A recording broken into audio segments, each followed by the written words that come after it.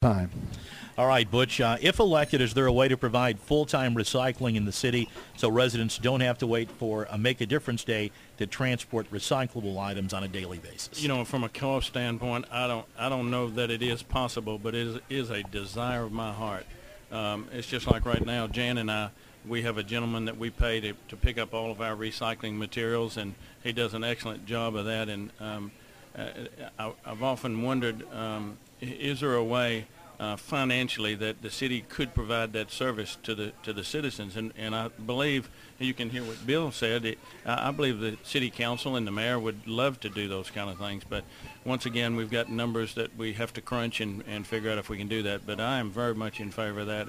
And we make a lot of fun of Bill as he talks about the Make a Difference Day, but you know what? He stays on that. He perseveres in that area, and he reminds us all that it's a good thing to recycle. And that's probably the only good thing I can think of about Bill, but that's not true. I like Bill very much, and he's an excellent council member, and I'm going to miss him being on the council when I'm mayor in the upcoming months. All right, Hawkins, you're next. Okay, I believe this is Butch, right? Yes. Going next. So if elected, how much time would each of you spend at City Hall during the day, and would you make yourself easily accessible to the public? I'll be easily accessible, and I've got a feeling, knowing my work history, I'll be there a lot.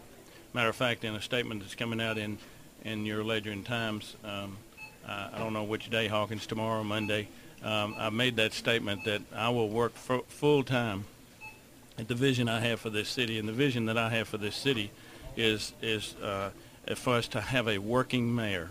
And the 8 mayors that I have worked with over since 1976, and I'd be glad to tell you who they are if you wanted to know, but most of you, the folks out there, can remember who these mayors are.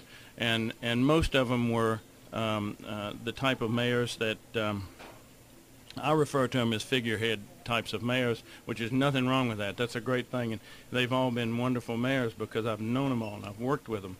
But what drives me is the fact that I've worked in every department. I've been down in the trenches with the employees, and I have a handle on exactly what they do. I remember in the breakfast meeting, Mr. Anderson said that one of the first things he was going to do if he was elected mayor, he was going to go to the department heads and find out what they do. And inside of me, I'm just chuckling because I know exactly what they do. I'll be able to hit the ground running and being a working mayor in this community.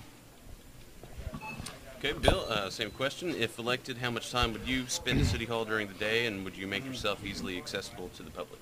You know, I'm looking forward to Butch's statement, and I'm going to ask you, Hawkins, if you would print that up in detail on Wednesday. I'd appreciate that. Also, let me tell you this. Mr. Rushing turned a part-time job into a full-time job. And as a principal of a school, as I was and he was, we realized that time has to be put into doing that. Our answer has to be, and it is, that we are going to be full-time. All the boards and the work that he did, and that we can see that Mr. Hudspeth's going through now, it really isn't. You just can't phone it in. In the Cable Commission meeting, which he made me the chairman of, he had the option to come to the meeting or not. He came to the meetings. He wanted to know what was going on. If you want to know what's going on, you have to take the time to go to the meetings, and I think that's been kind of a precedence that's been set, and I think that I know I'd plan to do the same thing. Right. Another city council question here. Is the current size of the city council an ideal size, or could the city become more cost-effective with a 6-member council? Bill, you go first on this one. I don't think 12 is an ideal size. It's a size that we have had for a while. That has been discussed for a number of years too. And there was one time where Mr. Rushing and Dr. Outland and I brought this up to the council to say we ought to cut the number down to 8, and that would cause. I mean, you'd save what, 25% as far 33% on as far as money is concerned. The people that were 12th in the election, 11th in the election, 10th in the election, 9th in the election, and 8th in the election all voted against it. And by one vote, that failed. We have talked about that, and Butch knows this too. We've talked about reducing the number to 10. I don't think 12 is a magic number. I don't know if 10 is a magic number. I'm not sure 6 is either. But yes, we have looked at that possibility. But the problem is going to be, just like I said, the people that are in the bottom half as far as the votes are concerned don't want to do that.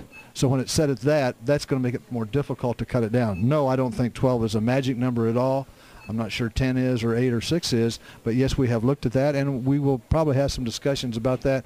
It can't be now because these 26 people that are going to run on Tuesday, 12 of them expect to be elected in November, and that's a 2-year deal.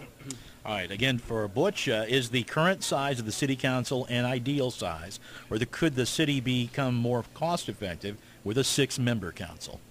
We definitely could become more cost-effective with a 8-member council. I think 12 is entirely too many.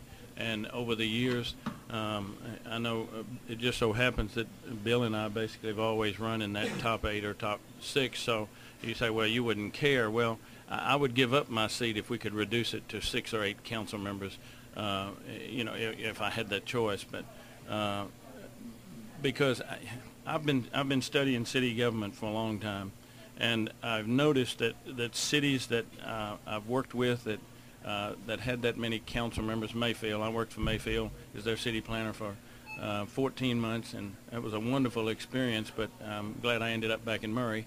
And Bill Chury is the one that actually hired me back to Murray at that time, and I remember him calling me and said, Butchie, are you ready to come back to work in Murray? And I said, you bet you. I didn't even hesitate.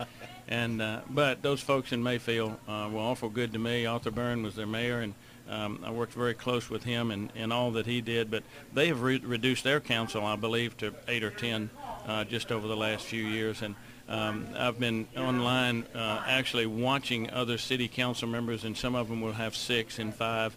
And it seems that they're very hard-working council members, and Bill can tell you, those of us that are on the finance committee, we have worked extremely hard over the last, I guess, 9 months, really, and it's gonna be rewarding to the city because we've taken the time to actually do that. But the size of the council, I believe, needs to be reduced, and if we went to that place over this next group of council members, or even this year. It couldn't take effect until 2013, January of 2013. Is that the right date? Yeah. I think you're right. All right. Hawkins? Okay,